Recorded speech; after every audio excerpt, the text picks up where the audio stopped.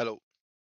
Today's video then is just going to be a quick glance at the new limited hero for the third anniversary, Boreas or AS, and we'll go over the kit and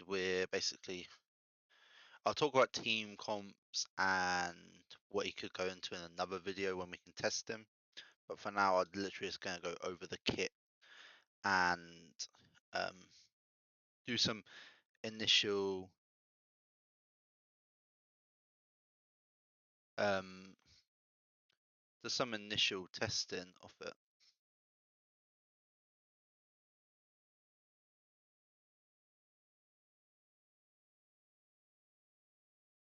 So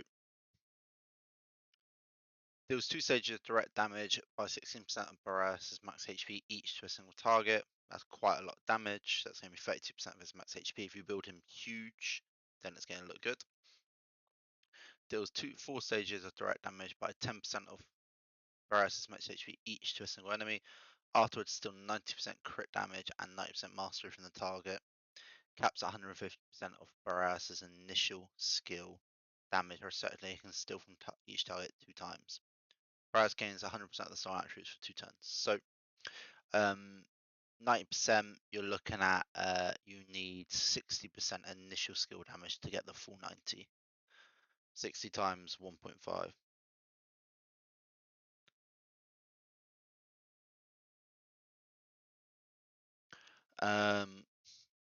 Halloween. So we'll go to his other special, then we'll go to the passive after for doing that. Endless Ice revives one random dead ally with 40% of Boreas' max HP, grants all allies 1 layer of Ice Wing spread, immune to damage up to 3 layers, and 1 layer will be removed each time the enemy takes damage from basic or active skill.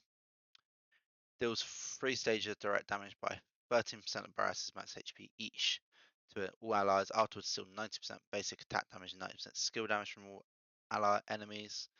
Caps at 150%. Again, that is going to be 60% skill damage needed to get the full. Boreas gains 20% of the star attributes. So here this is against one hero, so he only gains 90%. This is against all the heroes, so you only gain 90%. You gain 20%, where this is 100%. So they both equal the same amount stolen. So you're going to get 90% crit damage, 90% mastery, 90% basic attack, and 90% skill damage. It doesn't say it can't be stacked, because there are later on where this can be casted a lot, so it could ramp up. If Boreas has the highest initial HP among all allies, he gains Frostspike, piercing 100%. Owner is immune to control effects. When an ally steals attributes from an enemy, Boreas deals direct damage by 10% of his max HP to an enemy. After any unit's turn starts, every enemy can trigger this effect up to 2 times each turn. Intense Icicle Attack, so this is E1, will remove all buffs from the target before dealing damage. If Boreas has the highest initial HP among all allies at the beginning of allies' turn, he will cleanse 1 layer of debuffs from them. For every 10 layers of dot debuffs inflicted on allies by enemies, Boreas cleanses all dot debuffs from all allies and casts Endless Ice to counterattack. So again, we get ramping this up a lot. 2. Each time Boreas grants Ice Wing spread on allies, also increase their turn meter by 10%. So each time this is cast, so each time you cleanse inflicted with 10 dots, you cast this, which increases turn meter. This effect can only be triggered once you're in a turn. At the beginning of each wave, deals 200% crit damage and mastery from all enemies, caps at 300% of Boreas' skill damage. So this one is slightly different.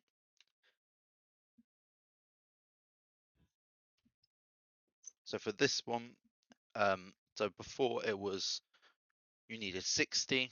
So now we're basically going to divide 200 by 3. You're looking at you need roughly 66.6%. So you're looking at 67% initial skill damage to get the max amount of this. So what you would need for that is 2 dev kits, that's 36%. Then you're looking at another 31% on top of that. So you need a 16 and a 15 or 15.5 skill damage. Blessings, the max I've seen is 13.5. That it probably does go higher. But if you had two 13 for 5s, you're looking at 27 plus that, you're looking at 63. So you're missing out on roughly 4% off the max, which then correlates or translates to 12% crit damage and mastery you don't steal. He gains 5% of the stolen attributes. So 5%, 200 from everyone, that's going to be 1,000. 5% off 1,000 is 50. So you're only going to get roughly 50% crit damage and mastery from that, sadly. And E3, grant all allies 3 layers of Icewind spread at the beginning of each wave. So that would also increase their turn meter by 10%. This can be triggered once during any turn, so it would only trigger once at 10%. So you get a 10% increased turn meter at the start. Beginning of allies turn, they gain 1 layer of Icewind spread. Okay, that is OP. Of allies turn. So each time an ally takes a turn. Oh, okay. This is key. So this does not trigger this. So at the beginning, they gain 1 layer of Icewind spread, which can still be triggered after Boreas dies. This says on all allies. This looks like it only applies to the ally whose turn it is. So this will not be a constant turn meter train, which will be broken. When any ally is revived, they gain 100% TM. Afterwards, grant all allies 1 layer of Icewind spread, so that would trigger it. When Boreas proactively launches basic or casts active, he will pursue an attack target with an additional basic or active skill once. So I assume if you cast this, you do it twice, this twice, this twice. This twice is really strong. Yeah, so that's his kit. It's a really solid kit. Tag wise, I see an attribute still. I'm seeing pursue and attack, direct damage, buffer, no debuffs. So I'm seeing 4. I'm seeing TM increase. So that's 5. Yeah, I'm seeing 5 for definite. There probably will be that damage one as well. But yeah, really strong kit. Really strong kit. You gain a lot of bonuses and you're stripping a lot of key stats from the enemy. It's gonna make him one of the best limiteds I've seen in a while. In defense this time, he is basically Miron Jing, but a little bit stronger in some respects and weaker in other. But thank you for watching. What we'll do is just show his intro.